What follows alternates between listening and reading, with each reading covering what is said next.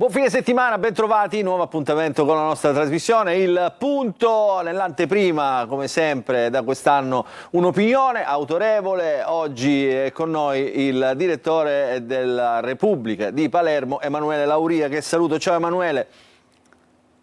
Ciao, buon pomeriggio. Ciao direttore, allora cominciano a risvegliarsi le coscienze, diciamo così, questa settimana almeno ci ha regalato questo moto di entusiasmo delle manifestazioni pro Gaza, no Emanuele? Insomma, abbiamo visto fino a ieri migliaia di persone in piazza, manifestanti che orgogliosamente esprimevano il loro pensiero.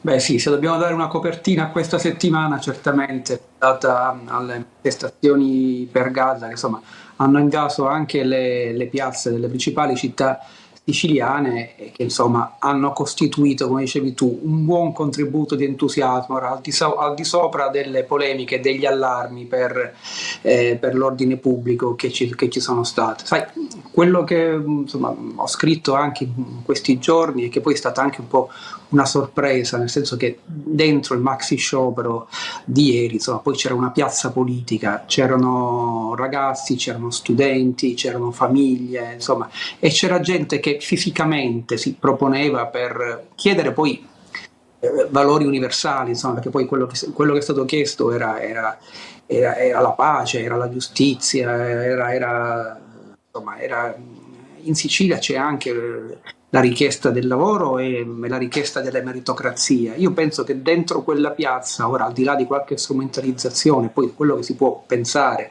sulla missione flottiglia, ecco, ma dietro queste istanze ci fossero tante altre istanze raccolte da ragazzi che per una volta sono andati oltre le tradizionali, ormai archiviate, come dire, manifestazioni di partito, ma sono andati anche oltre la protesta social, mettendoci la faccia in piazza. Questa è stata una cosa bella, un segnale positivo che insomma secondo me anche la politica dovrebbe cogliere. Secondo te c'è, Emanuele, la necessità, cioè si è sentita questa necessità, come dire, di legarsi a qualche concetto, di andare oltre, perché il tema è che oggi non ci sono più gli stimoli, diciamo, soprattutto per le nuove generazioni? Cioè poteva essere la flottiglia come poteva essere, diciamo, qualche altro evento, diciamo, di natura, di carattere nazionale o internazionale, ecco. Vedi Luca, è esattamente questo, cioè era la voglia di esserci, una voglia di esserci che in Sicilia secondo me mancava da molto tempo, diciamo più o meno dai tempi delle stragi, insomma della rivolta dei lenzuoli, da quel periodo là. E questa voglia di esserci è stata una voglia contagiosa che appunto ha fatto di flottiglia soltanto un mezzo probabilmente, un simbolo forte, ma poi c'era proprio voglia di testimoniare e questo credo sia davvero un patrimonio che poi in una terra come la Sicilia che fa fatica a mobilitarsi, diciamolo chiaro, che anzi tende ad adagiarsi, diciamo, tende a farsi vittima della condanna del Gattopardo. Ecco, quello che è successo secondo me è un fatto importante. Senti, la nostra politica locale però non ha battuto ciglio, nonostante le settimane di mobilitazione. Io personalmente ho partecipato anche diciamo, alla partenza della flottiglia, sono andato lì a vedere, non c'era oggettivamente un politico locale né dall'una né dall'altra parte, giusto? È una mancanza. Lì sono state due scelte diverse, insomma, qualche esponente di centrosinistra si è mischiato alla folla ed è andato in piazza senza bandiere, il centrodestra ha preferito stare lontano da questa manifestazione, però come dicevi tu, cioè, è un'occasione mancata perché ancora una volta in questi giorni diciamo, si sono viste due Sicilie, la Sicilia dei giovani che chiedono appunto, ripeto, alcune cose poi semplici, chiedono la possibilità di lavorare in un modo come dire, all'altezza delle loro possibilità, chiedono la possibilità di rimanere, insomma, chiedono la possibilità di avere diritti fondamentali. E dall'altra parte c'era una politica che, come sappiamo, litiga per le mance, litiga per le nomine nella sanità e all'esigenza, al bisogno di meritocrazia risponde con la designazione, ora solo per fare un nome, diciamo, di Genovese al vertice dell'asta. Ecco, guarda, insomma, mi stai dando un assist sono proprio due mondi. sono proprio due mondi paralleli. Mi stai dando un assist troppo ghiotto, perché diciamo, mentre appunto il mondo si mobilitava per la flottiglia o comunque per la causa di Gaza, in Sicilia cominciavano i caminetti per le nomine. Si sono solo ieri verificate le nomine della sanità siciliana, Iacolino che resta al suo posto, quindi la politica che si spacca all'interno del partito di Forza Italia sulla nomina di Iacolino. Finalmente nominato il manager dell'ASP di Palermo dopo un vuoto di mesi, nonostante tutti i fatti poi che si sono verificati, con tanto di inchiesta, quello delle mazzette, insomma, giusto per citarne uno in ordine cronologico. Insomma, come dire, sono due mondi, no? Cioè, adesso la politica che farà? Si concentrerà sempre su questo, no? Cioè, questo è il modo di operare, Emanuele, ormai lo conosciamo da anni.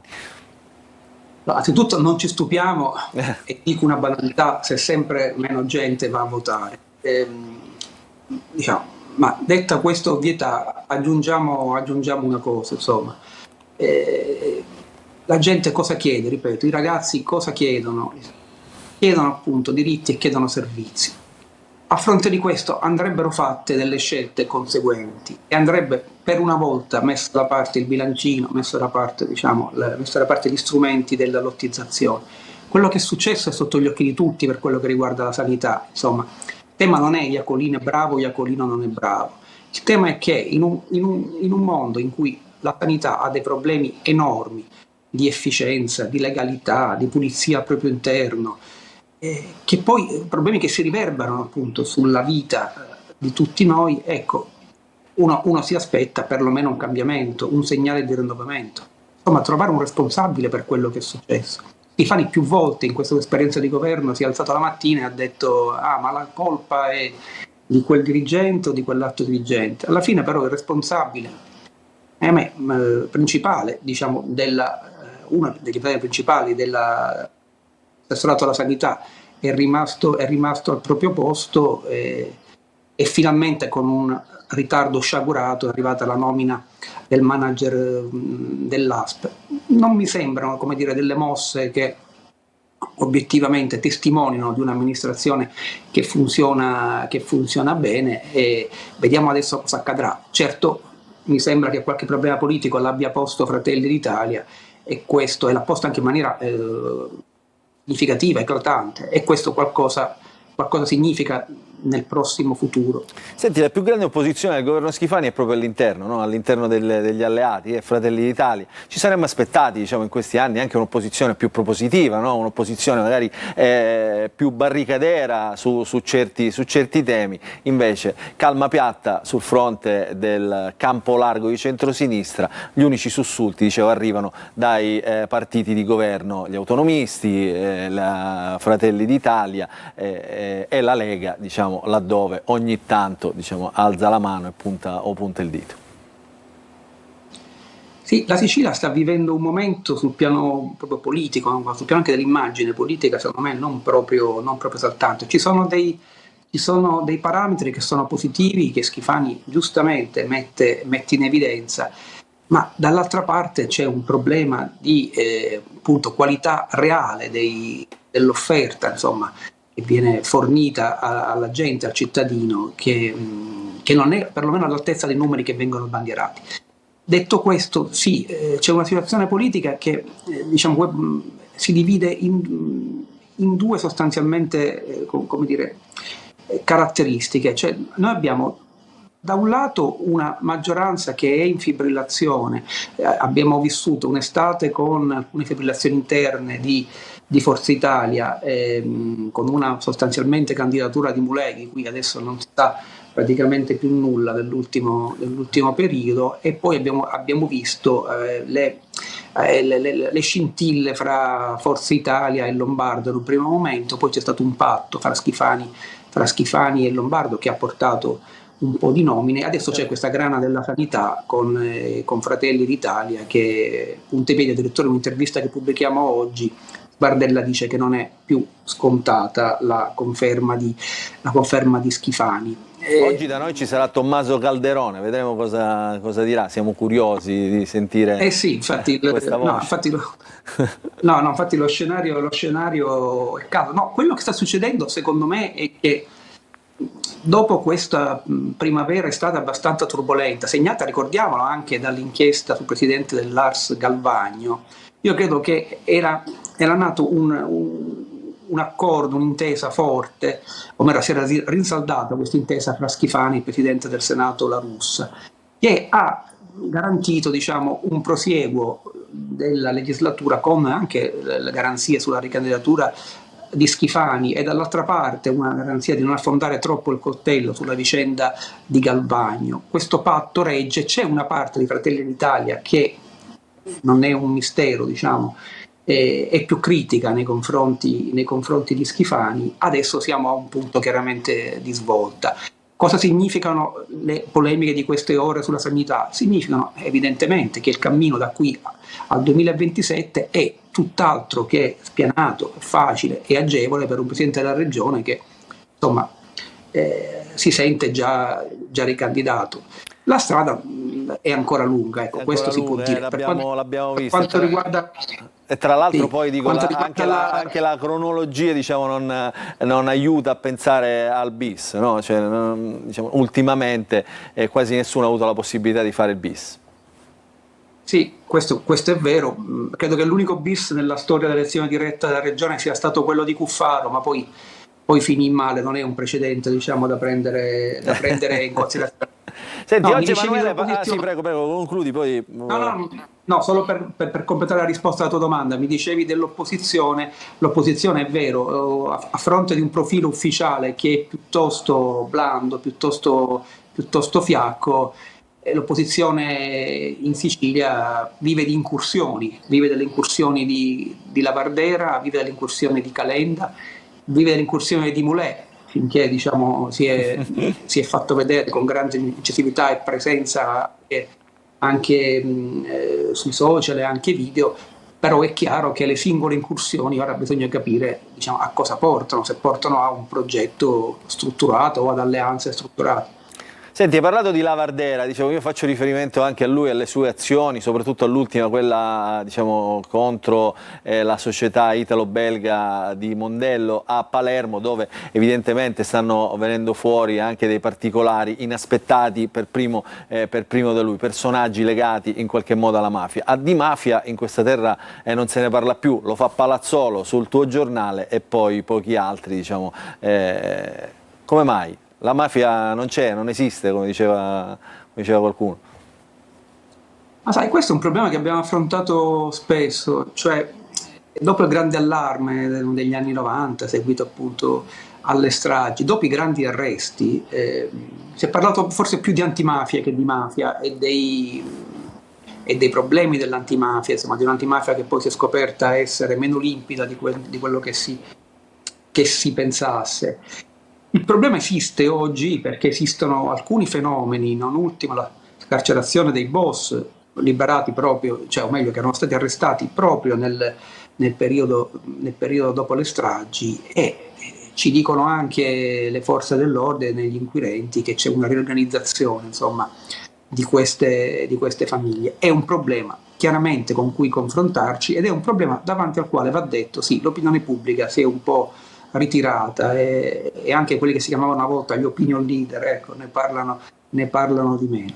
Ma il problema esiste e va affrontato, secondo me, con lo stesso, diciamo, rigore con cui si affrontano nuove emergenze, insomma, la violenza, l'overtourism, insomma, la condizione di disagio sociale delle città, anche perché dei collegamenti fra tutto questo ci sono. Senti, in tutto questo però c'è una Sicilia che è viva, e chiudiamo questo nostro incontro, che comunque continua ad attrarre investitori, continua ad attrarre interesse, e non solo nel turismo, continua comunque ad essere una terra, diciamo, nella quale si può crescere, diciamo, può crescere un'economia sana. L'ultimo l'avete sottolineato questa settimana voi, il caso delle banane Chiquita che produrranno a Marina di Ragusa. Vuol dire che, dico, qualcosa di buono si può fare in Sicilia. Cosa serve? Solo le buone intenzioni o serve una mano vera, fattuale, un aiuto, diciamo, a parte la burocrazia, diciamo, che ingessa tutto? Ma guarda, la Sicilia ha avuto da sempre la fortuna di trovarsi, come dire, al centro di fenomeni davvero, davvero planetari.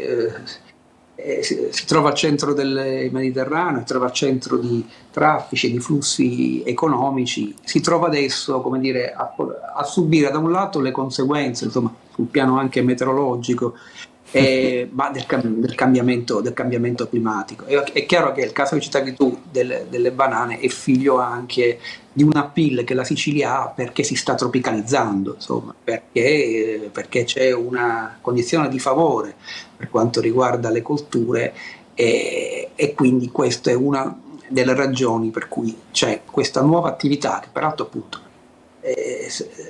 abbiamo sottolineato con curiosità e con attenzione e che ci dice che appunto si può perché poi non dimentichiamo che sempre per quanto riguarda le risorse naturali che è la Sicilia ci sono grandi investimenti anche per quanto riguarda le energie alternative, investimenti che possono portare tanto, se la politica non si mette di mezzo, se i tanti personaggi diciamo, che frequentano i palazzi non vogliono mettere il cappello e se si convincono vuol dire si convincono con strumenti, con politiche precise i giovani a restare qui e come dire, e a evitare di dare colpo a quel fenomeno che è lo spopolamento, che è uno dei fenomeni peggiori che però mi sembra che nell'ultimo periodo venga come dire, quasi accantonato nei dibattiti pubblici per sottolineare cifre cartolari che però ancora effetti sulla nostra vita non ne imprimono.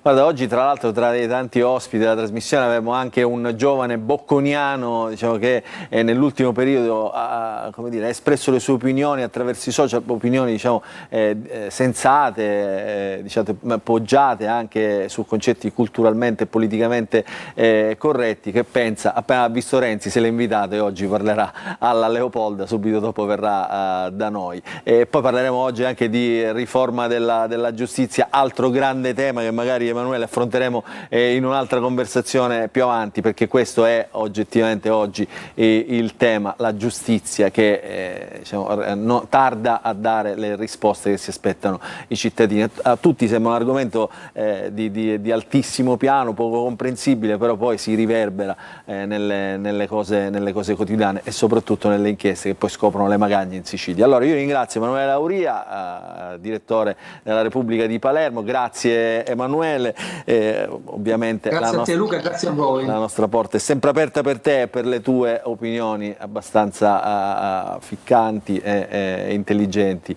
come sei tu. Grazie Emanuele. Allora noi ci fermiamo, una piccola pausa, dopo la sigla cominceremo il dibattito, cominceremo dalla riforma della giustizia, avremo il presidente dell'Associazione Nazionale Antimafia, Cesare Parodi.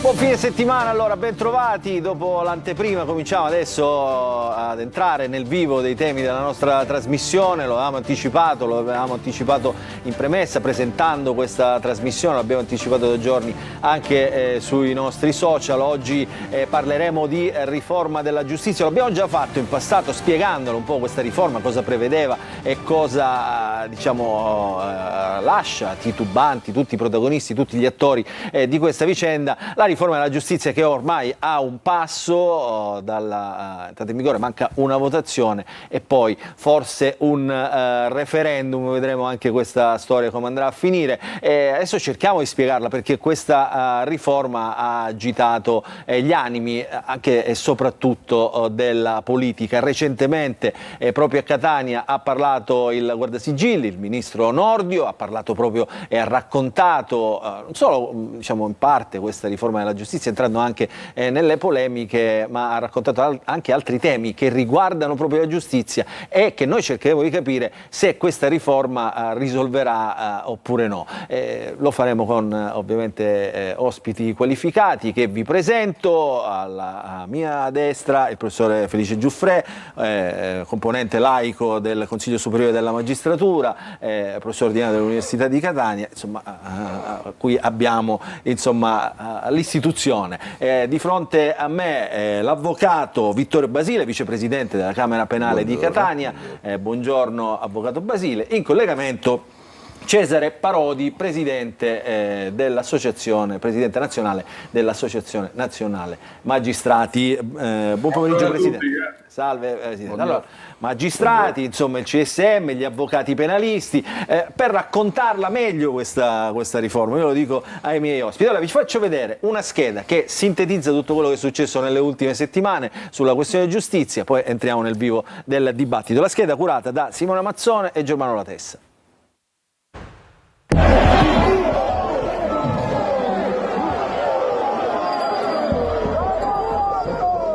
Il 18 settembre la Camera ha approvato per la seconda volta la riforma costituzionale della giustizia. La seduta è stata segnata da forti tensioni tra maggioranza e opposizione.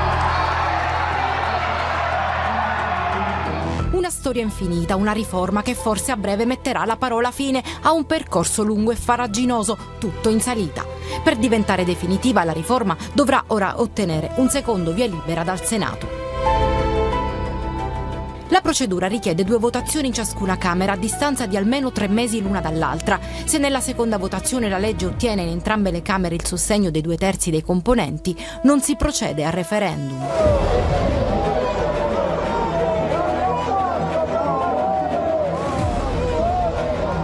Dopo gli applausi di alcuni rappresentanti di maggioranza per l'approvazione della riforma, vari esponenti del Partito Democratico hanno protestato e il clima si è rapidamente surriscaldato.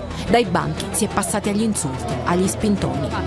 Quello contro la magistratura è un disegno antico, però non nasce certo oggi, è un vecchio vizio dai tempi di Berlusconi.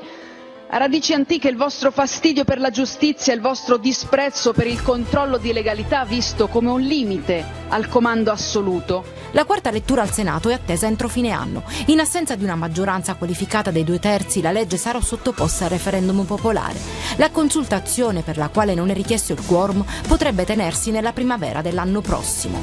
Ci impegneremo affinché al referendum prevalgano i no. I no alla vostra arroganza, i no a una giustizia dei potenti, i no alla compressione delle garanzie democratiche dei cittadini.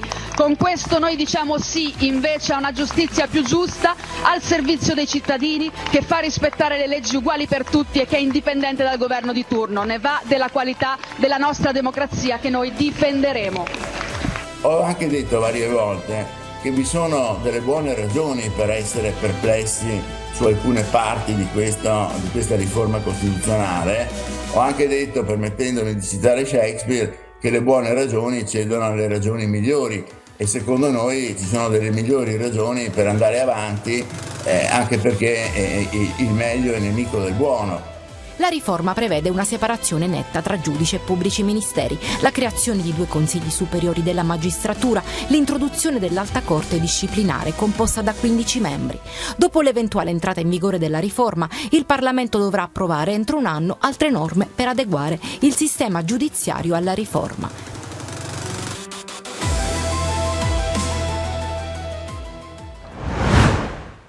E questo è il racconto. Professore Giuffre, parto da lei, insomma il racconto corretto, lineare, fino a qui tutto quello che è successo.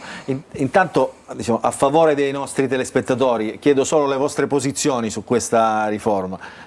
Favorevole o contrario? Io sono favorevole alla riforma, ovviamente qualcosa si poteva migliorare, però nel complesso credo che sia una riforma che completa il nostro ordinamento in senso liberal-democratico. Avvocato? Sì, diciamo, favorevole o contrario? Come è noto è dal momento in cui è entrato in vigore il nuovo codice, quindi nel 1989 che le Camere penali e gli avvocati penalisti chiedono la separazione delle carriere, quindi assolutamente favorevole alla separazione delle carriere. Presidente, favorevole o contrario? Presidente Parodi? Il problema è che io sono contrario proprio per le stesse ragioni del professor Giuffre, perché in un'ottica liberal democratica credo che non sia una riforma condivisibile. Purtroppo partiamo dagli stessi presupposti, ma arriviamo a conclusioni differenti.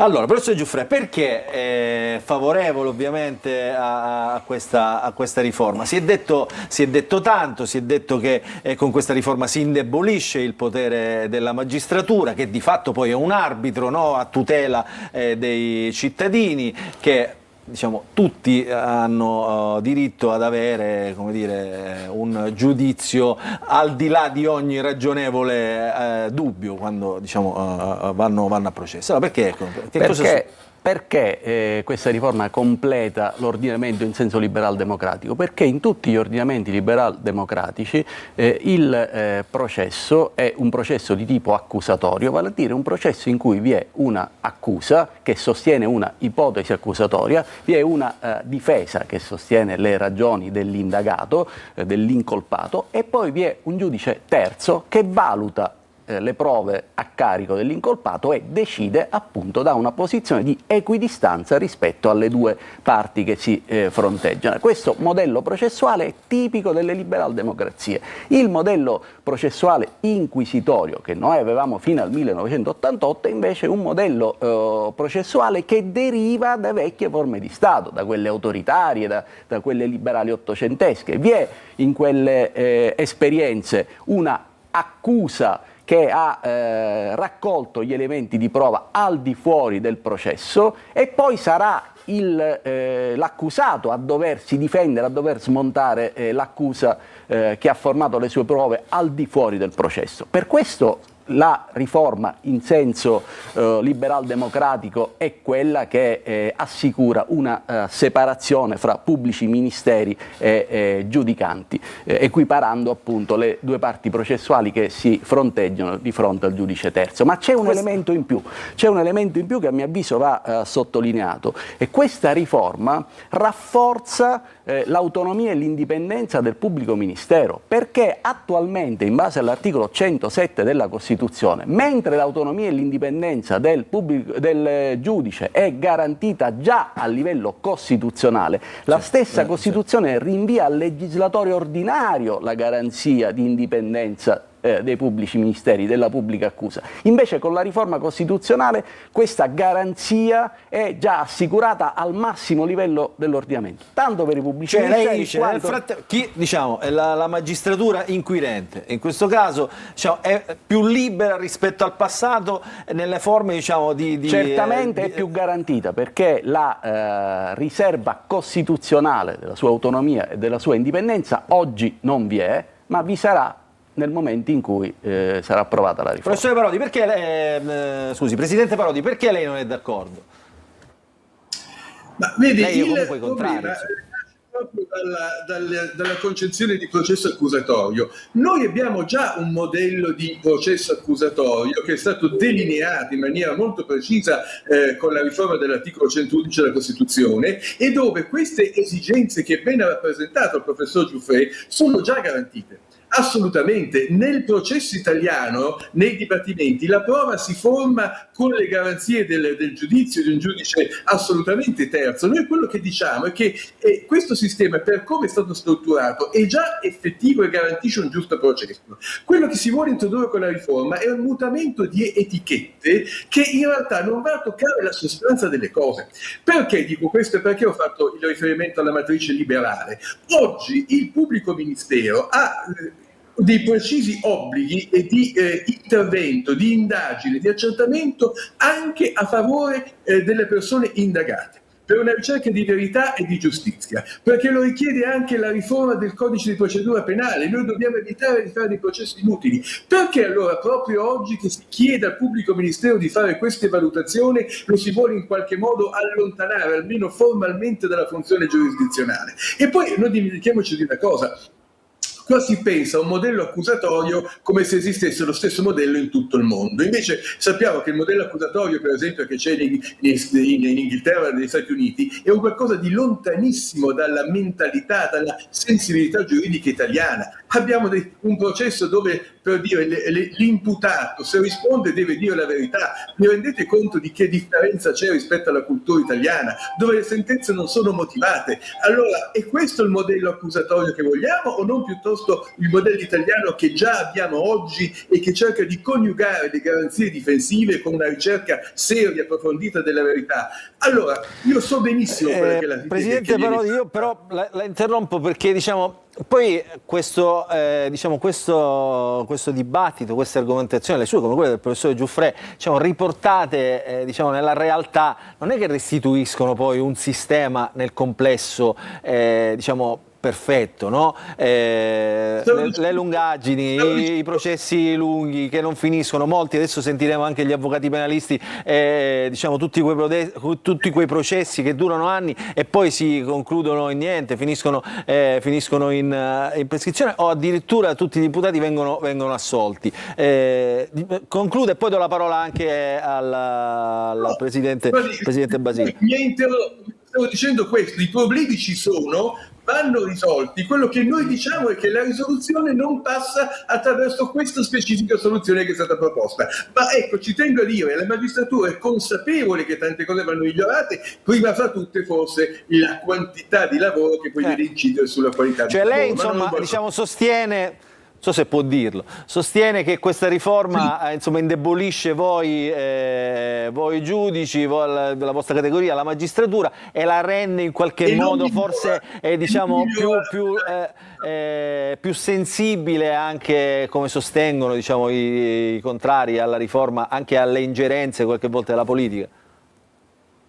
Guardi, potenzialmente sì, ma soprattutto non risolve i problemi effettivi. I problemi della giustizia, come lei ha detto benissimo, sono sui tempi, sulla qualità, sulla tipologia di sentenze che viene emesso, quindi sul lavoro in concreto, e invece questa riforma non interviene in alcun modo sul meccanismo di funzionamento effettivo della giustizia. Quando si parla di riforma della giustizia, mi aspetterei una giustizia che diventa efficiente, non che cambia soltanto le etichette, tutto lì. Avvocato Basile, ascoltato, preso appunti, ho visto. No, nel senso ascolto con attenzione, devo dire, intanto mi consente di ringraziarla perché mi piace l'idea di un dibattito che raggiunga i telespettatori e che consenta loro di conoscere l'argomento in modo tecnico e diretto e senza cedere alle lusinghe della politica in un senso o nell'altro. È giusto conoscere, ci riguarda da vicino, ci riguarda come cittadini, grazie. Ci riguarda tutti come potenziali imputati, e a questo richiamo l'attenzione di chi ci ascolta. Il processo penale di stampo accusatorio che è stato introdotto nel nostro sistema nel 1989 di fatto non si è mai realizzato in concreto, e non si è realizzato in concreto per una serie di ragioni. All'inizio per diverse pronunce della Corte Costituzionale che definirono un principio inesistente, che era il principio di non dispersione della prova, che influì sulla separazione delle fasi, ma al di là del tecnico, la questione quale sarebbe? Nel nostro sistema la prova dovrebbe essere raccolta nel contraddittorio delle parti, cioè come stiamo in questo momento noi discutendo su questo argomento, allo stesso modo dovremmo discutere sulla singola prova. Il testimone che stiamo sentendo, il consulente tecnico che stiamo esaminando, questo attraverso il dialogo, così come sta avvenendo qui in questo momento fra di noi. È stato necessario introdurre il 111 perché il sistema non riusciva a garantire un processo giusto, ma di fatto non è riuscito a realizzarsi, perché in concreto quello che manca è il vaglio delle indagini preliminari. La fase iniziale del procedimento è una fase nella quale di fatto non ci sono controlli effettivi. Il pubblico ministero indaga, giustamente il dottore Parodi ha richiamato... Ora io faccio un caso per tutti, dove le indagini preliminari, per caso Garlasco, che certo, oggi ma Garlasco qui addirittura siamo su un'indagine di ritorno, no? Cioè un'indagine se fossero state fatte le indagini e poi c'è anche il coinvolgimento di alcuni magistrati, insomma lì c'è tutto quello che non va del sistema Italia, no?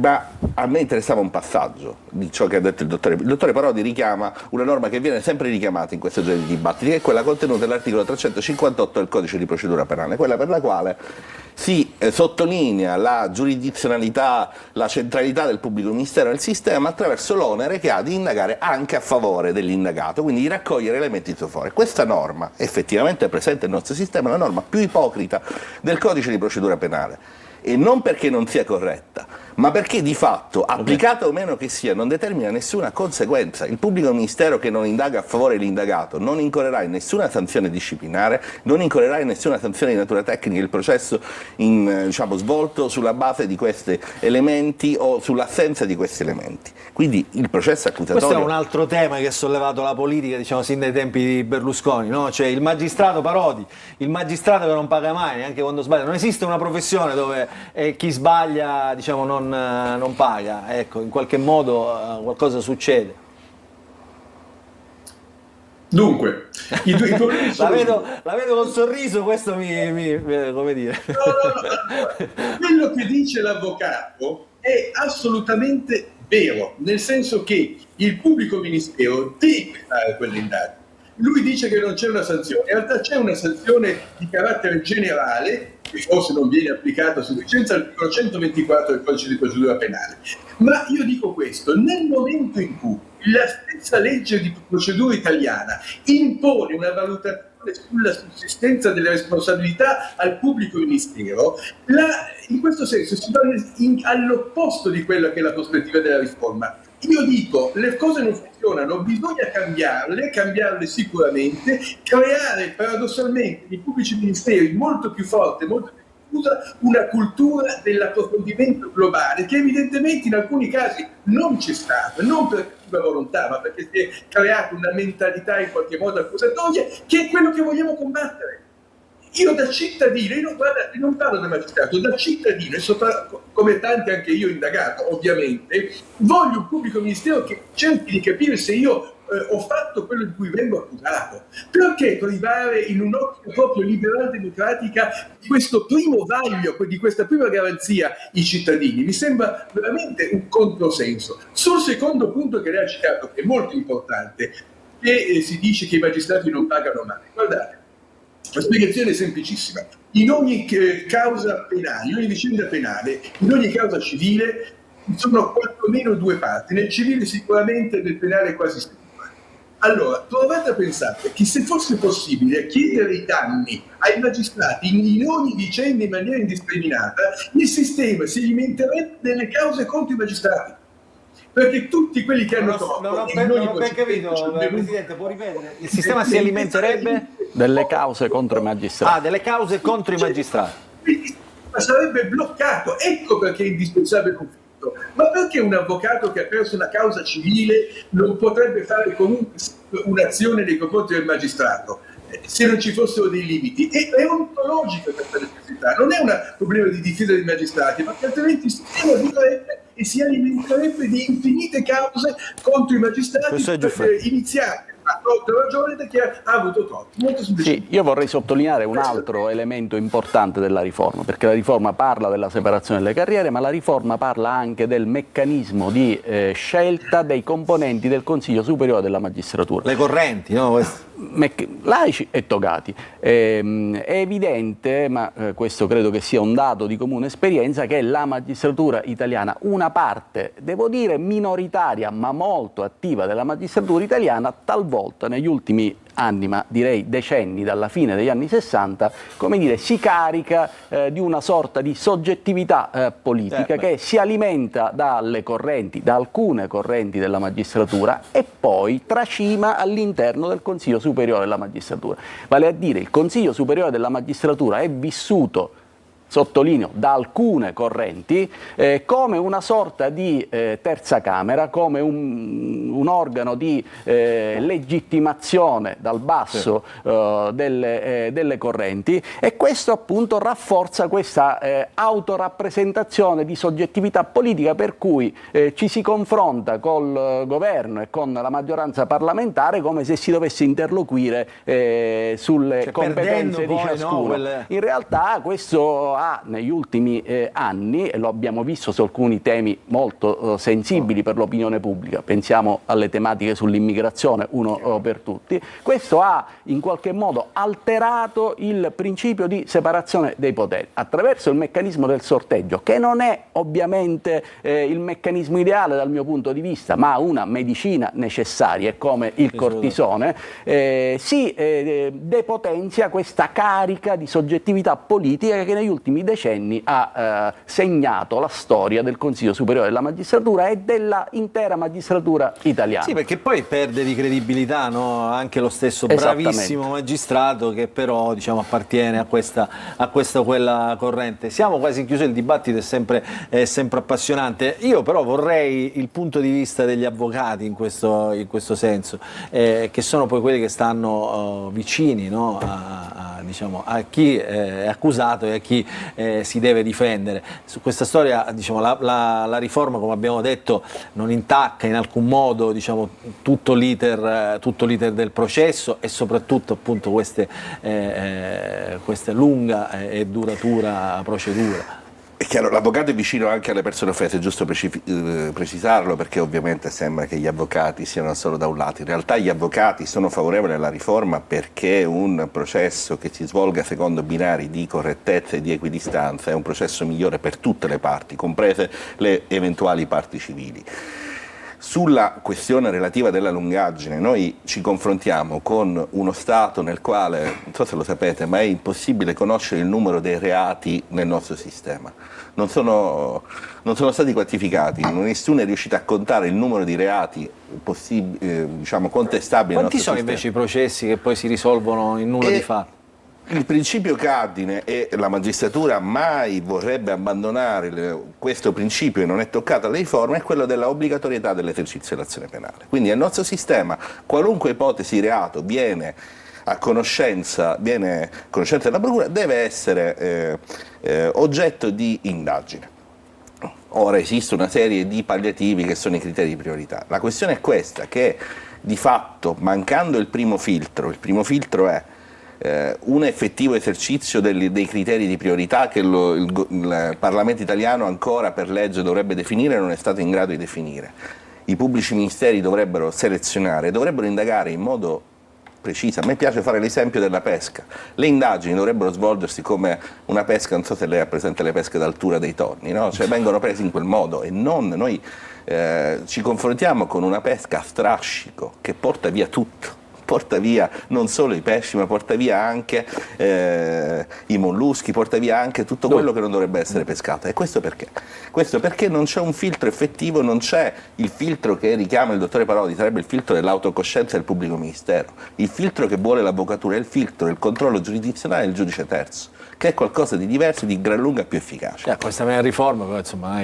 No, è proprio questo, perché nel momento in cui si avvia la separazione delle carriere, il giudice delle indagini preliminari, che in questo momento non fa altro che firmare positivamente ogni richiesta di proroga di indagini, ogni richiesta di intercettazione, certo, sarà un processo lungo, sarà un processo che vedrà generazioni di concorsi di magistrati, ma arriverà ad essere effettivamente terzo e a valutare l'efficacia o meno di ciò che gli viene richiesto e quindi a selezionare ciò che è corretto vada avanti con ciò che non è corretto non vada avanti. Io vorrei chiudere col Presidente Parodi perché vorrei fare una domanda che esce un po' dalla questione riforma. Presidente, ma lei da magistrato non lo sente il peso di queste accuse addosso? Cioè è come se, faccio l'esempio più nazional-popolare che possa esistere, il calcio, è come se l'arbitro è accusato sempre, costantemente di essere parziale, cioè di tifare per questo o per quella squadra. Guardi, la sua domanda chiederebbe una risposta molto lunga. Ma vede, io sono d'accordo su alcune cose che ha detto l'avvocato, io sono assolutamente d'accordo. Abbiamo un sistema penale pletorico, quindi con un numero straordinario di fattispecie, e la prima cosa che si potrebbe fare a livello di economia di sistema è quello di ridurre la rilevanza penale ai fatti di maggiore sensibilità sociale. Questo consentirebbe già un grosso risparmio nella gestione degli uffici giudiziari. Sono d'accordo sul fatto che le procure, ma lo stanno già facendo, archiviano un numero incredibile di procedimenti che arrivano, e le archiviano perché i pubblici ministeri fanno questa richiesta. In realtà quello che ha detto l'avvocato e che ha detto anche il professore prima riguarda un problema che non è tanto fra il pubblico ministero e il giudice in generale, ma forse fra i giudici, i GIP, di primo grado, e poi il Tribunale della Libertà, l'appello. È lì che forse ci sono dei problemi, è lì forse bisogna intervenire.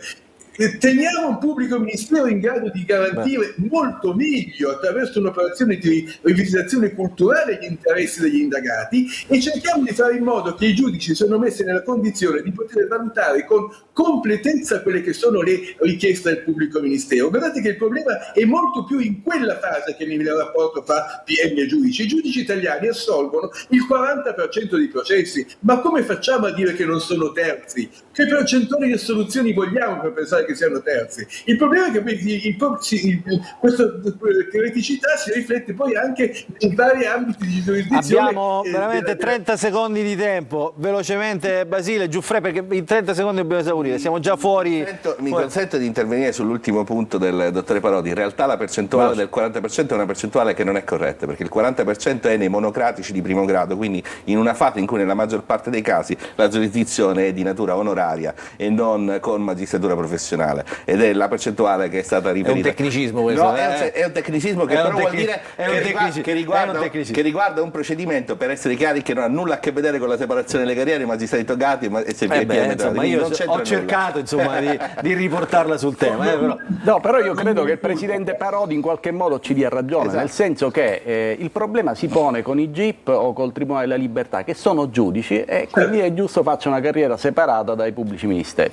Allora, abbiamo finito. Siamo andati fuori tempo, io continuerei ovviamente il dibattito su questo tema che è appassionante, perché poi diciamo, non si vede subito, ma è sulla pelle di tutti i cittadini. Allora, ringrazio il Presidente nazionale dell'Associazione Nazionale Magistrati, Cesare Parodi, grazie per essere stato con noi Presidente, ringrazio l'Avvocato Vittorio Basile, Vicepresidente della Camera Penale di Catania, ringrazio il Professore Felice Giuffre, componente laico del Consiglio Superiore della Magistratura. Pausa, poi rientriamo, cambio di parterre, parleremo e entreremo nelle magagne della politica regionale, subito dopo la pubblicità.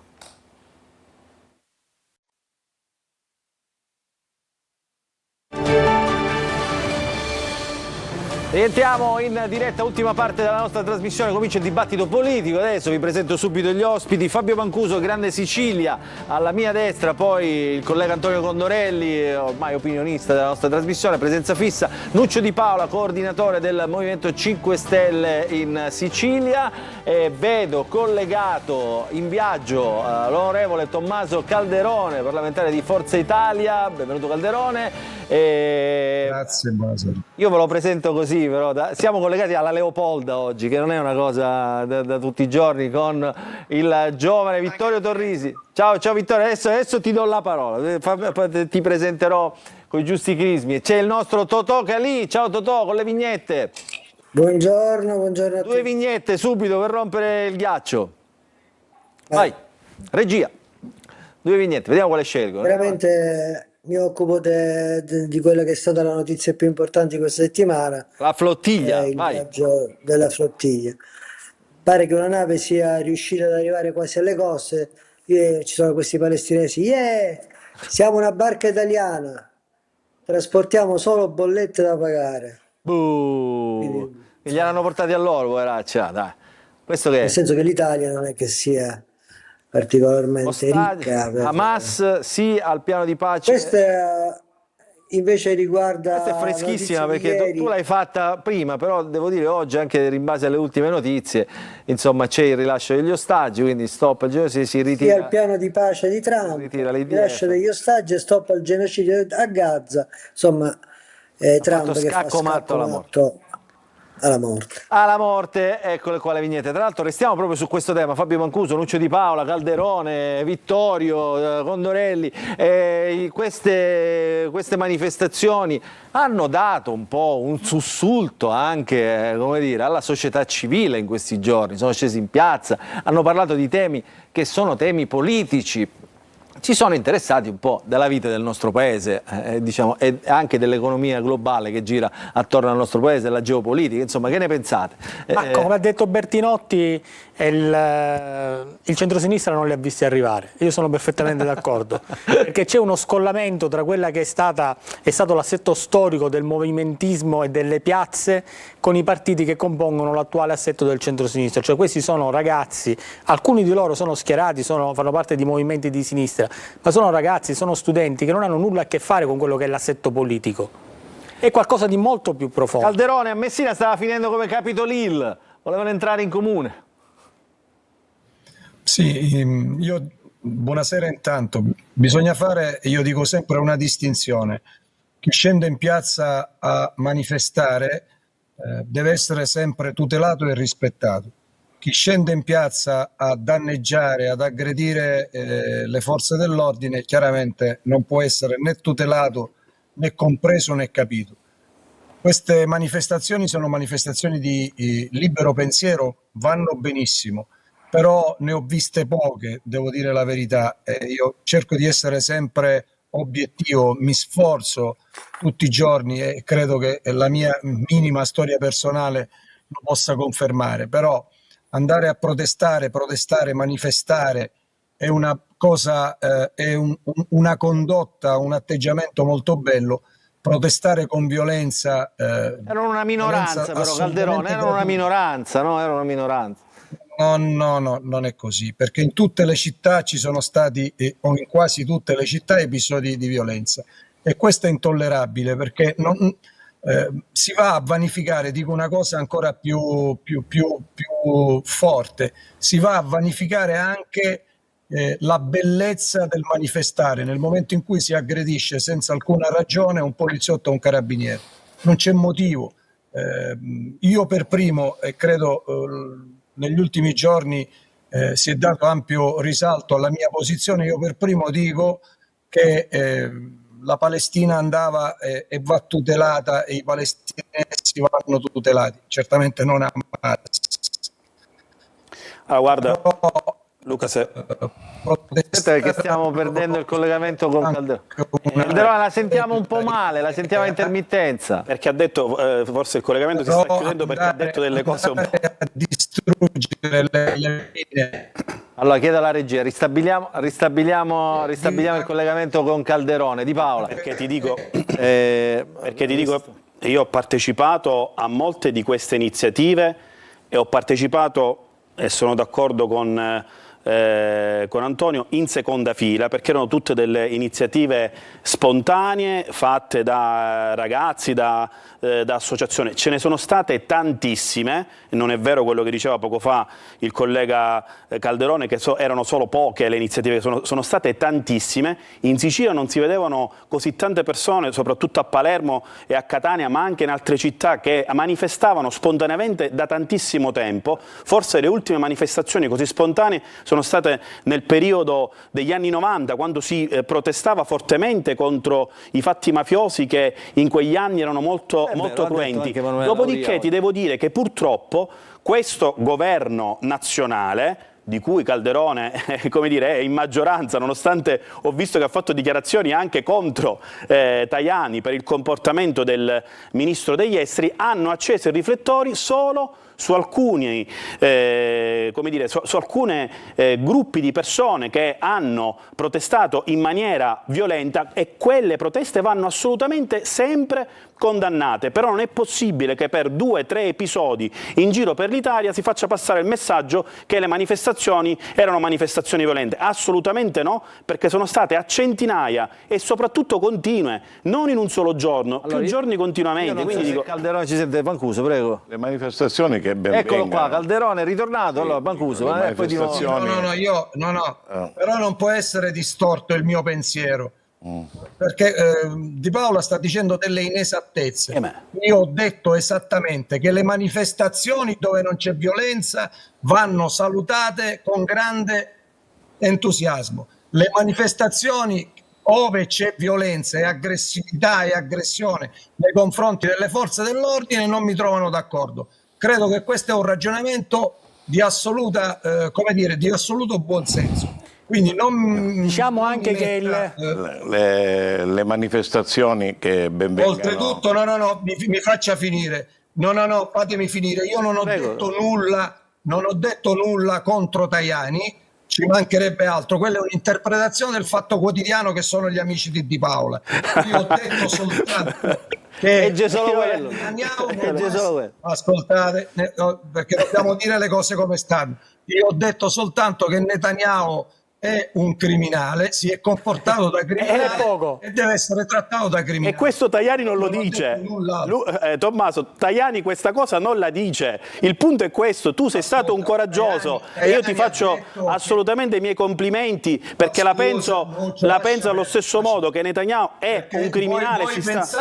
Voi pensate a fare quello che dovete fare nelle sedi opportune. Lascia perdere, il mio pensiero lo interpreto io e non glielo lascio interpretare né al Movimento 5 Stelle né al PD né a nessun altro. Quindi onorevole, secondo lei è in corso un genocidio lì a Gaza?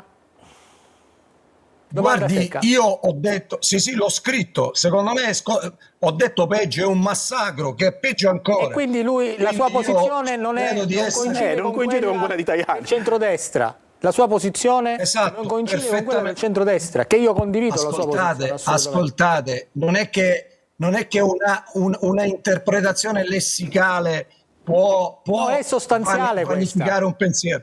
Ascolta, è sostanziale. Ascolta.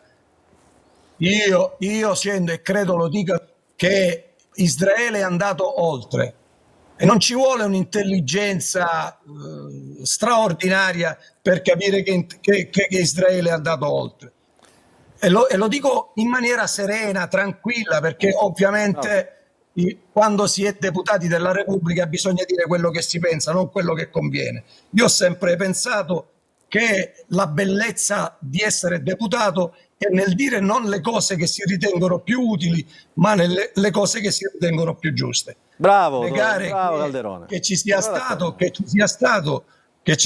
un eccesso vergognoso, se volete ve lo dico pure, esagerato, intollerabile da parte di Israele nei confronti della Palestina, è un fatto obiettivo, non ci vuole Calderone a dirlo, è un fatto assolutamente obiettivo.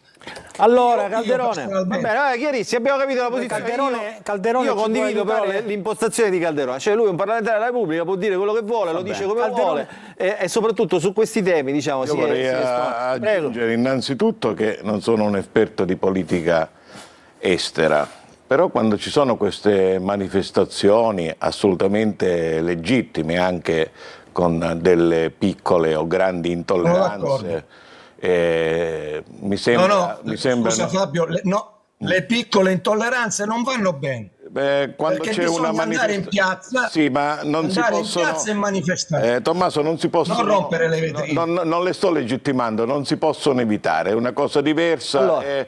E quando si mette in campo poi la forza di polizia sa quello che deve fare e lo fa molto bene, anche con una situazione nei loro confronti che sicuramente non fa bene all'Italia, aggredire i poliziotti, su questo siamo tutti d'accordo. Allora andiamo invece alla politica. Prego, Calderone è il mezzo per andare alla dire una cosa, andiamo alla politica, ci sono queste proprio Calderone. Però voglio dire una cosa, una riflessione quando ci sono queste manifestazioni. Io penso ai ragazzi del Bataclan, io penso a tutti gli impiegati e ai giovani dell'11 settembre a New York, io penso a quei giovani che stavano facendo una grande festa il 7 ottobre.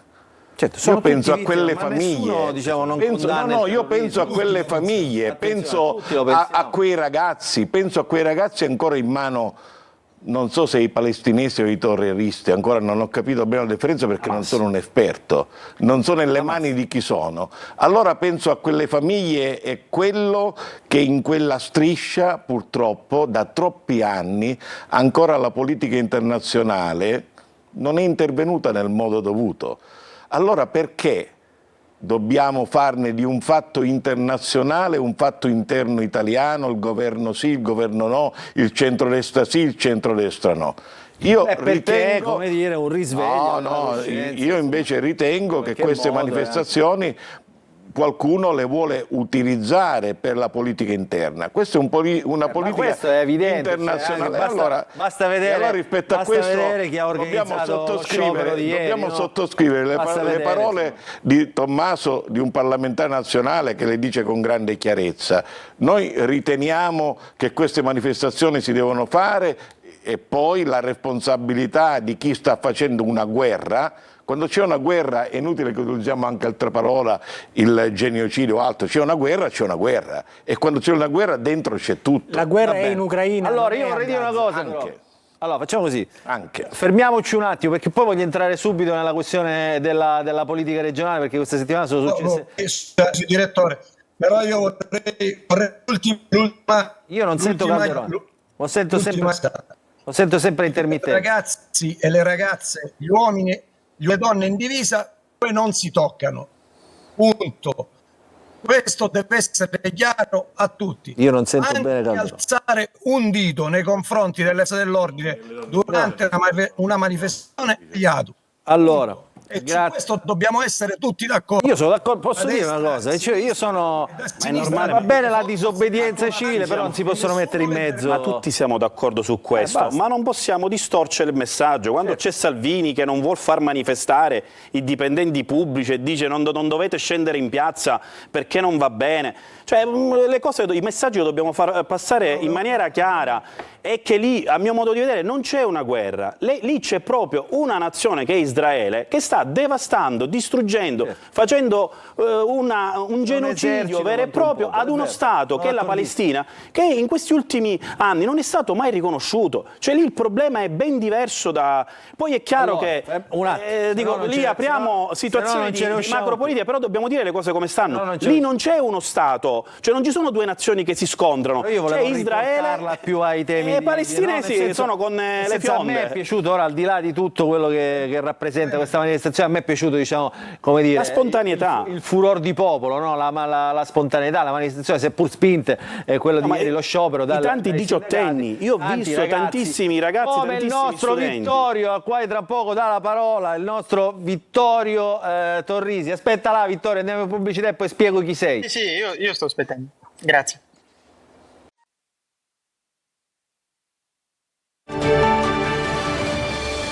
Allora, eccoci di nuovo in diretta, il punto con Fabio Mancuso, Nuccio Di Paolo, Tommaso Calderone collegato, e vi avevo fatto vedere inizialmente Vittorio Torrisi, eccolo qua dalla Leopolda, in collegamento dalla Leopolda. Allora, vi faccio vedere l'inizio di un video che dura molto e poi vi spiego chi è Vittorio Torrisi. Nei momenti di crisi crollano tutte le ideologie politiche tranne una, e una sola che resta in piedi, il pragmatismo. L'unica via possibile per affrontare il più grande tra i problemi, lo sgretolamento della sovranità nazionale europea, da cui dipende la nostra libertà personale che coincide con la nostra vita. Non abbiamo più il tempo di speculazioni e di dimensioni teoriche. L'unica dimensione su cui possiamo e dobbiamo concentrarci è la dimensione del reale. E la realtà è questa. Viviamo, come Europa, il periodo peggiore della nostra storia dal 1945 in poi, e fidatevi di me, l'unica cosa che non abbiamo ancora sono le guerre puniche. La Francia ha la sfiducia del suo terzo governo in meno di un anno e in uno stato pre-rivoluzionario, perché mentre una certa politica che è sempre più radicale, sempre più radicalizzata, fomenta le banlieue, i grandi quartieri periferici delle grandi città francesi, in questo momento in mano ai narcotrafficanti armati. Siamo davanti alla declassazione del titolo di Stato francese. Più in là, la Germania vive uno stato di semigovernabilità e un partito che era marginale adesso è il primo, AfD, in tutti i sondaggi nazionali. Ancora più in là, in Inghilterra assistiamo alla fine di un bipolarismo che dura da più di 100 anni, e ancora più in là la Spagna è stretta, il suo governo è stretto da scandali giudiziari, e ancora, l'Ungheria, la Georgia, la Romania, la Polonia.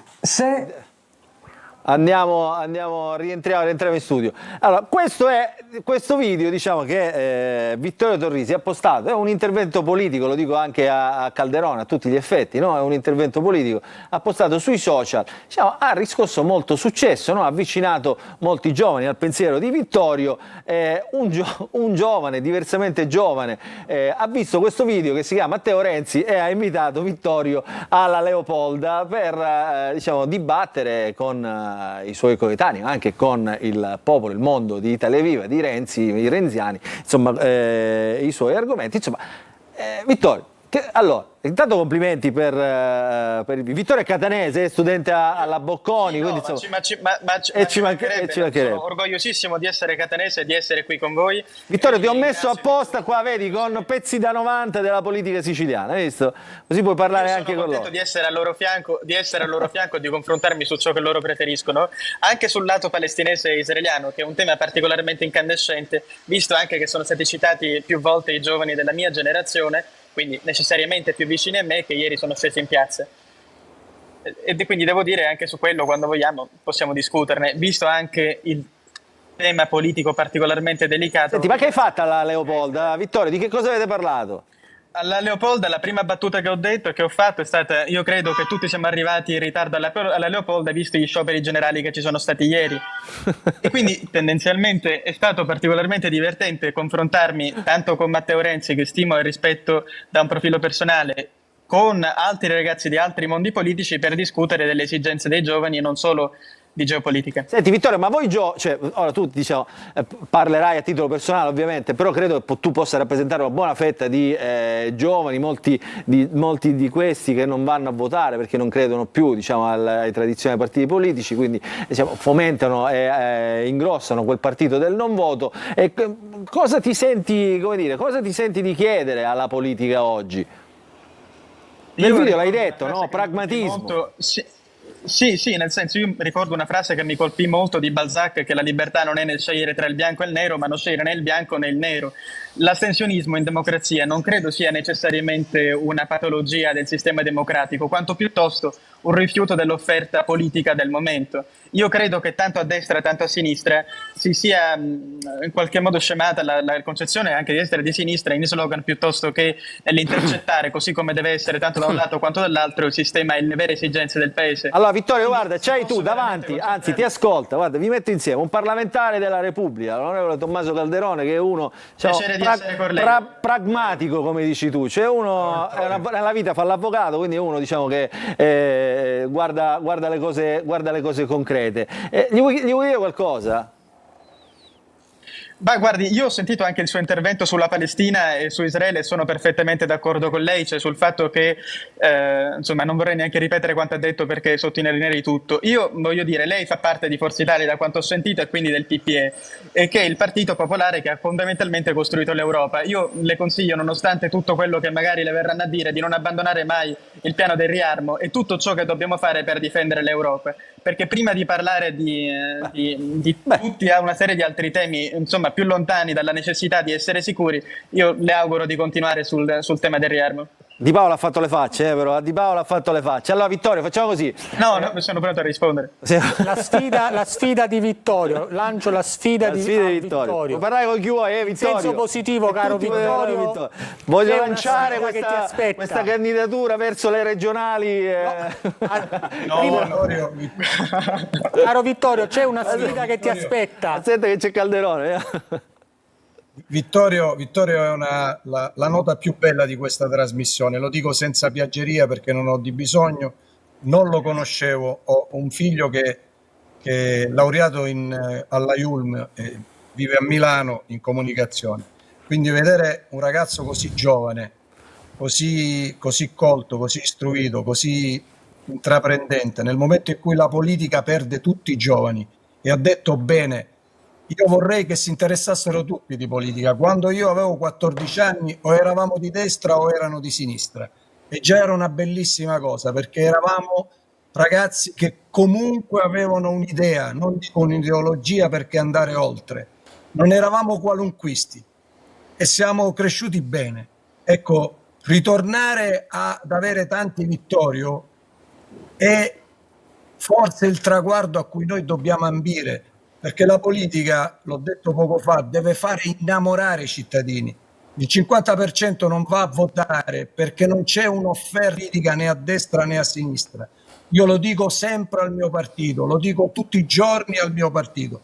Noi dobbiamo avere dei temi che devono interessare il cittadino. Possono essere d'accordo o non possono essere d'accordo, ma andiamo a connotarci. Noi siamo il partito delle garanzie, benissimo. Io sono stato il primo firmatario della legge sulla separazione delle carriere quando era una proposta parlamentare, poi divenne governativa. Forza Italia ha un'idea sulla giustizia, il Movimento 5 Stelle ne può avere un'altra, magari opposta, però offriamo dei prodotti politici. Noi dobbiamo interessare i giovani che sono totalmente... Vorrei portare Vittorio nella realtà. Vai. vorrei portare Vittorio nella realtà. E poi lo salutiamo, perché E io poi lo voglio parlare salutiamo. delle nomine, Però, della sanità, ma ci arriviamo, denuncia del Movimento 5 Stelle, voglio concludere. Arriviamo. di Genovese. Vorrei portare Vittorio nella... Vittorio, noi ti aspettiamo. Ah, ecco, Allora, gli ha aperto le porte. Ringrazio. Allora, Ho io il perché titolo dico già. do un Calderone consiglio. apre le porte di Forza Italia a Vittorio. Io do un consiglio a Vittorio, il consiglio è questo, caro Vittorio. Questa politica che dice di aprirti le porte in realtà le ha chiuse, perché la tua generazione è stata condannata dal sistema dei privilegi che vengono concessi solo a chi è raccomandato la possibilità di andare avanti in Sicilia. È stato messo in ginocchio il merito, è stata offesa la dignità della tua generazione e della mia generazione da questa politica. La grande sfida che ti attende è quella di ripristinare il sistema dei diritti e dei doveri, ripristinare il merito e consentire che le persone capaci vadano avanti e non solo i raccomandati e i trombati. Questa è la realtà che ci riporta ai giorni d'oggi. E possiamo ora parlare della politica regionale. Salutiamo Vittorio però. Vittorio, in un tweet... Io se posso... In un minuto cerco di rispondere. No, quale minuto? Parto dalla fine. Parto dalla fine dicendo vai, veloce, Vittorio, per l'invito e per la sfida che cerco di cogliere al massimo, anche perché io sono dei siciliani emigrati in Lombardia, proprio per il senso di meritocrazia che a Milano si respira molto di più di a Catania. Bravo. Quindi formarsi prima e a prescindere da tutti credo sia la cosa più importante, ma spero di rientrare e fare quanto dice. All'onorevole Calderoni gli dico questa cosa ringraziandola anzitutto di quanto ha detto, che io non ho nessuna tessera di partito, ma devo dire che apprezzo molto il lavoro che sta facendo Simone Leoni, che ho conosciuto, che è il segretario di Forza Italia Giovani, e in relazione a quanto ha detto precedentemente, su più Vittorio, su più persone come me. Guardi, io sono l'ultimo di una lunga lista, non sono migliore di nessuno, io credo che però le persone davvero migliori di me, che davvero sono appassionate di politica come lo siamo noi, debbano essere trainate dalla politica, perché semplicemente non hanno avuto il mezzo per esprimersi e quando ci sarà lo faranno. Grazie Vittorio, ti aspetto in studio nelle prossime settimane. Grazie. Buona Leopoldo. Perché dite tutto questo? Io a 36 anni non facevo politica, facevo un altro mestiere e non avevo padrini o padroni e da solo sono riuscito con un lavoro quotidiano a fare 3 volte il sindaco e 3 volte il parlamentare regionale. Io dico che l'impegno che uno mette nel lavoro giornaliero che svolge poi è un risultato. Non è vero che ci sono classi dirigenti oggi che vengono o provengono non so da quale spada messa sulla spalla. Io ho fatto tutto da solo. No, aspetti, il fatto che lei sia riuscito a fare il sindaco e il deputato regionale non vuol dire che non esista un sistema come quello delle nomine che è al centro della politica regionale, cioè ma anche lì ne possiamo non esiste il merito. Ne possiamo discutere anche in maniera... Chi l'ha messo Genovese all'asta? Perché Genovese cosa c'ha che non funziona? È un giovane? No, dico, chi l'ha messo? L'ha messo... È un giovane, l'abbiamo messo noi. Il suo curriculum devo dire che è uno dei migliori. È un grandi giovane... polemiche però. Perché queste polemiche attorno al nome di Genovese? Ma perché forse si chiama Genovese, deve pagare il prezzo di un padre che ha fatto politica per una vita, forse la famiglia, e quindi dovrebbe essere escluso e cancellato per taluna politica. Aspettiamo, se è un giovane che non riesce a fare il mestiere per cui è stato chiamato, allora sì, la polemica è accettata, ma preventivamente a un giovane che si è affacciato alla politica, che discute con la gente per prendere il consenso, non ci sono altri modi. Paolo, e poi che si ha il deve nome di dare... Genovese che non va? No, ma io ascoltavo un po' tutti i ragionamenti. Paolo è giovane, sembra... Io dico, di anni ne ho 43. Sembra vecchio, però... Mi sono fatto... non è vero. sono entrato... Può essere che sono più vecchio, la politica mi ha invecchiato. Dico, facevo tutt'altro prima dei miei 30 anni, anche se mi interessavo di politica, e grazie al Movimento 5 Stelle devo dire che è un partito che ha dato la possibilità, fatto da ascensore sociale, io questo lo dico chiaramente, mi ha permesso di entrare all'interno delle istituzioni. Chiaro è che oggi però dobbiamo ricordare che cosa? Che governa Forza Italia. Dico, tutto bello, poco fa c'era Vittorio che saluto, magari lo incontrerò anche di persona perché è bello sempre confrontarsi con un giovane che in qualche modo dialogava per amorosi sensi con Tommaso, ma la Sicilia è governata da Forza Italia ed è governata da Forza Italia da decenni. Cioè ora dico, possiamo dire sì, dobbiamo cambiare questa classe politica perché non va bene, perché i diritti sociali e i diritti civili, i giovani che sono scesi in piazza, io non penso che la pensano come Vittorio Surriarmo, nella maniera più assoluta. Dico, probabilmente una fetta di quei giovani che sono scesi in piazza potrebbero pensare... Vittorio non parlava a nome di nessuno, però... No, però dico, siccome ha detto... parlava a nome suo. Siccome ha detto al PPE, continuate... Ho voluto rappresentare il coraggio delle sue idee, continuate sul riarmo, ma il riarmo porta, e la storia ce lo insegna, porta alla guerra, perché poi quelle armi qualcuno le dovrà in qualche modo utilizzare, e chi le devono utilizzare? I giovani, perché poi i giovani vanno in guerra. La teoria che più ci armiamo, più le altre nazioni in qualche modo si calmano perché tutti ci armiamo, prima o poi se fai un mondo, dai una visione di mondo che va ad armarsi tutti, prima o poi quelle armi le devi utilizzare, nel frattempo che, e ti dico Luca, nel frattempo che la gente non riesce a curarsi. Dico, andiamo nei quartieri periferici di Catania, di Palermo, ma in giro per la Sicilia, e vediamo se la gente, i siciliani ti dicono vogliamo le armi o vogliamo curarci, perché in questo momento questo che sta accadendo. La Sicilia al momento, scusami un attimo, la Sicilia al momento è al penultimo posto per sanità in Italia, penultimo posto sulle regioni, e ahimè devo dire che sono proprio quelle nomine che noi diciamo che sono tutte gente eccelsa, sia nella sanità, che mi dispiace dirlo anche sulle partecipate, sono quelle nomine che hanno portato le partecipate e la sanità al disastro di oggi, perché oggi l'AST la prende Genovese, ma l'AST è ridotta, è oramai un'azienda disastrata, ed era un'azienda fiore all'occhiello della Sicilia a livello di trasporti e mobilità. Oggi l'AST probabilmente, io spero che faccia Genovese un miracolo, ha superpoteri, dico, è un curriculum come tanti, attenzione, io lo devo dire, è un curriculum come tanti, perché come Genovese, che io ho conosciuto, siamo stati parlamentari insieme la scorsa legislatura, è sicuramente un buon curriculum, ma quanti giovani hanno un buon curriculum come Genovese? Noi abbiamo detto anche all'assessore all'economia, ma anche al governo regionale, perché non mettete manager con comprovata esperienza, ma con importante esperienza, per rilanciare... È stato un po' anche, come dire, quello che ha ispirato la manovra. No, ma per rilanciare, dico, ma io sono per il rilancio... di fare sempre gli estetisti, cos'è? No, ma io sono per il rilancio di queste delle partecipate, che sia AST, Sicilia Digitale o altre. Pubblicità e poi ritorniamo all'ultima parte della nostra trasmissione.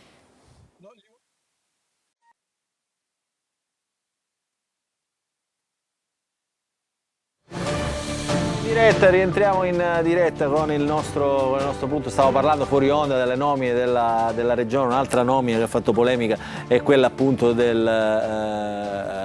manager, insomma, dei migliori. Volevo solo correggere 30 secondi Nuccio, dove diceva che l'AST è stato il fiore all'occhiello della regione siciliana. Io per 12 anni mi ricordo che c'era un deputato collega, amico, che per 12 anni di seguito, che io sono stato parlamentare regionale, ogni anno dovevamo salvare l'AST.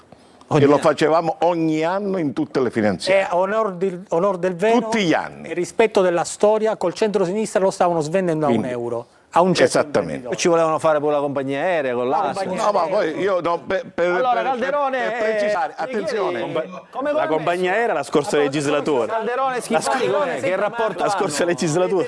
Ma che rapporto hanno Calderone e Schifani? Forza Italia regionale, caro onorevole Calderone, ancora le parlano? Perché diciamo lei ha ricordato e Tommaso è Area Mulè, lo dico io per lui. Tommaso è Area Mulè. Ora letto sul Fatto Quotidiano di Paolo. Tommaso Calderone, per chi ci ascolta e per chi ci ascolterà, Tommaso Calderone ha ricordato al mondo che l'azienda sanitaria provinciale di Palermo, nella quale una settimana fa, 10 giorni fa, hanno arrestato il direttore sanitario per corruzione, era senza manager. Ex direttore. Era senza manager, cioè sembra una cosa normale, ma dal 31 gennaio del 2025 a ora 9 mesi senza manager. All'improvviso hanno nominato un manager ed è successo un patatrac. Prego. A lei sembra una cosa normale che l'ho dovuto dire io dopo 9 mesi? No, come non mi sembra normale che l'abbia dovuto dire Mulè la storia di Trapani. Aspetti, io voglio rispondere a Nuccio Di Paola. Nuccio, tu hai fatto riferimento al tema più delicato, credo, che è quello della sanità. Io proprio in settimana ho audito in Commissione Insularità Annino Cartabellotta. che ci ha descritto la situazione che tu hai testé menzionato. Siamo, se non all'ultimo posto, sicuramente non nei primi posti. Bene, io ti faccio una proposta e te la faccio pubblicamente. Nel maggio del 2018, quando io ero deputato regionale, ho presentato un disegno di legge, ho depositato un disegno di legge che mi stava portando a rischiare la mia incolumità, non da parte dei terzi o dei cittadini, da parte anche di qualche deputato di qualche partito. Il mio disegno di legge, ti prego di andarlo a prendere e magari glielo fai depositare a De Luca, il tuo capogruppo, che... Lo firmo io, Tommaso, e mi spieghi qual era questo Calderone, però glielo deve spiegare velocemente perché lo firmo io. In 2 parole, mettere a concorso i direttori generali delle ASP. Ok, te lo firmo subito. Finalmente la sanità dalle mani della politica. Lo vai a prendere. Posso firmare pure io? Guarda, lo vai a depositare domani mattina. In questo momento Calderone... Mettiamo a concorso i direttori generali. Calderone di Forza Italia ha superato il Movimento 5 Stelle. Ma ti dico una cosa in più, Tommaso. Sorteggiamo chi deve selezionare. Lo deposito. Però Mancuso dice una cosa, come dire, sottile. Però sorteggiamo anche chi deve selezionare. No, se prendete il mio allora spieghiamolo meglio. Prevede poi anche i deputati sorteggiamo. No, i deputati vengono eletti. Guardi, io non sono un nominato, Fabio. Io sono stato 2 volte eletto. No, ma non l'ho detto io, Tommaso, figurati. Quando sono stato eletto deputato nazionale, nello stesso giorno sono arrivato primo nel mio partito come deputato regionale. Quindi io sono uno che ha che va a cercarsi voti, come sei stato bravo tu per 3 legislature, per carità, e di questo te ne do atto. Però allora, Calderone, questa storia della sanità, e voglio desidero ultimare il mio un attimo, fate ultimare così che il discorso è ammantata, scusate, da una coltre di ipocrisia. È facilissimo risolvere il problema dei direttori generali. Facciamogli fare un concorso. Così non devono Tommaso, io ti voglio fare però una proposta. Sto disegno di legge, io ti posso dire che ho presentato pure il disegno di legge sul conflitto di interessi, che se fosse stato approvato oggi la Farone non sarebbe assessore alla sanità, perché uno che era dirigente dell'ASP. Nuccio, vai a presentare il mio disegno di legge. Tommaso, ma con chi lo devo approvare? Tommaso, i tuoi di Forza Italia non l'approveranno mai un disegno di legge di questo tipo. Allora mettiamo fuori, ma ti posso assicurare che quelli di Forza Italia non la votano sta cosa. Ce ne sono disegni di leggi presentati a IOSE per sistemare la sanità. Ma di che stiamo parlando? Tommaso, metà del tuo partito oggi ha riconfermato Iacolino. Tommaso, altri 3 minuti. Tommaso, ascoltami, metà del tuo partito ha riconfermato ieri. A proposito di sanità, Di Paola, ma di che stiamo parlando? Di Paola, che è successo questa storia? Aspetta, perché Di Paola oggi ha tirato fuori. Aspetti, Calderone. Io capisco tutto, Tommaso, però tu fai le proposte, ma poi si devono approvare. Secondo me oggi hai sbagliato gli inviti, sai perché? Perché sulla sanità tutte e 3 la pensiamo alla stessa maniera. E allora il nostro fondatore mi pare che da mesi dice che la sanità bisogna rivoluzionarla, bisogna mettere delle regole nuove. Ha ragione Nuccio Di Paola a dire ma con chi la faccio? E allora lo sforzo della politica deve essere quello di mettere insieme le persone di buona volontà che sulla sanità vogliono rivoluzionare il sistema, e siccome il metodo c'è, perché quando si fa una riforma si fa insieme. Posso dire però una cosa? Siccome quando facciamo le finanziarie anche ultimamente si trova poi il punto di arrivo tutti insieme, si deve trovare per forza però io vi sulla posso sanità. Assicurare, posso dire sia a Fabio che a Tommaso, che in questo momento non sono in Assemblea regionale siciliana, ma sono stati autorevoli esponenti dell'Assemblea, che questa cosa può essere fatta la prossima legislatura senza il centrodestra. Cioè, perché questo nei fatti però io credo che sulla questione io credo però Di Paola Tommaso, ma tu pensi che io possa riformare ma tu pensi che possiamo riformare la sanità con San Martino e Cuffaro? Dai, ma come posso dire una cosa? Io credo che il tempo però si sia perso. Aspetti, Calderone, è quello.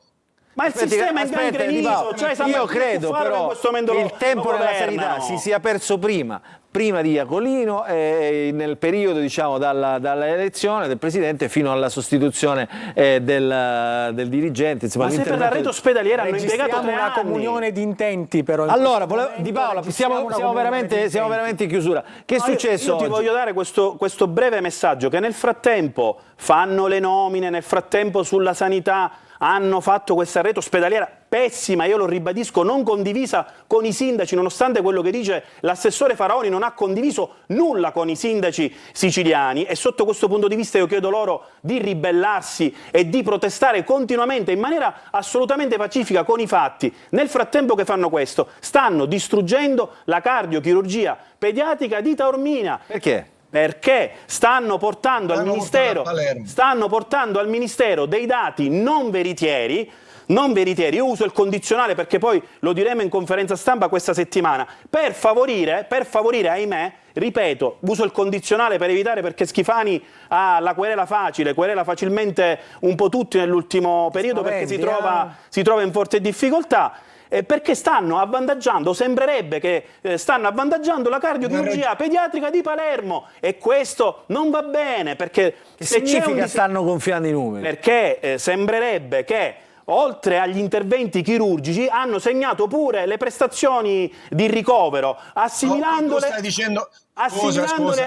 Stai parlando di cose pesanti. Sembrerebbe. Io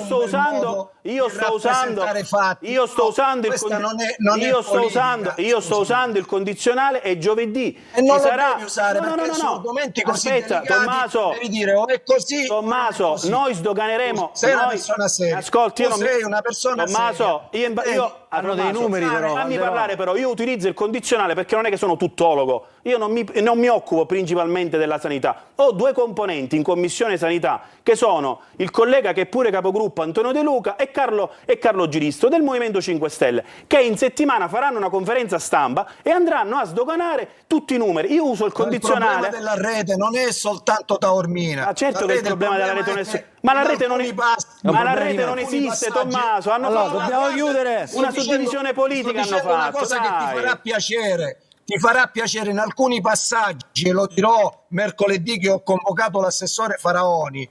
La rete ospedaliera è un libro dei sogni, perché se tu dici che in un tallo ospedale ci deve essere un'unità operativa complessa e poi mancano i medici, manca la struttura, mancano i soldi, mancano gli infermieri, come è finita con la famosa risonanza? Funziona? Rimane un libro dei sogni. Devi insistere su questo, Tommaso, però capisci perché questi sono dati obiettivi. Tommaso, però capisci che parli da opposizione. Certo.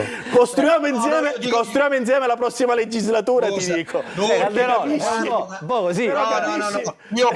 Io parlo da presidente di una commissione bicamerale. Lo so. Ascolta, che si occupa di annullare gli svantaggi dell'insularità. Io parlo da siciliano, per me prima di tutto e di tutti viene la Sicilia. Allora, io ti faccio questa domanda veloce, Tommaso. Il sistema io sto Di Paola, allora facciamo così, fermi. Calderone, allora aspetta. Buoni, però non riusciamo a uscirne qua. Allora, Calderone, io la invito in studio, tanto Messina è due passi, il suo collega De Luca viene spesso, anche l'altro De Luca. Parliamo di tutto. Bravo, esatto, e parliamo di tutto, è l'aspetto in studio. Prima di salutarvi però, Totò Calì con le vignette, Totò tra l'altro, ecco, vai, un paio di vignette di Totò per chiudere, e poi chiuderemo invece nella parte finale con l'intervista a Bertinotti, che vi invitiamo ad ascoltare, perché rimane sempre uno dei politici, diciamo, di un'altra generazione, però sempre, come dire, oggi un livello superiore, uno spessore diverso, si fa ascoltare, ascolto dopo. Allora, vignette di Totò, prima di salutare tutti. Che è quella? Allora, questa qua insomma è la rappresentazione di quello che è successo un po' La flottiglia che è Don Chisciotte e Sancho Panza. Gli Stati Uniti, insomma una specie di lotta contro i mulini a vento. Poi andiamo avanti. Poi questa è la flottiglia. Tu hai fatto tutto flottiglia a sto giro, ma che è? Tutta flottiglia a sto giro, ti hai ispirato tutta la flottiglia. Perché la settimana insomma è stata piena di questo. Abbastanza intensa. Ce l'abbiamo un'altra. Questa è bellissima. Questa qua richiama un po' quello che succede a noi e un po' quello che è successo in giro.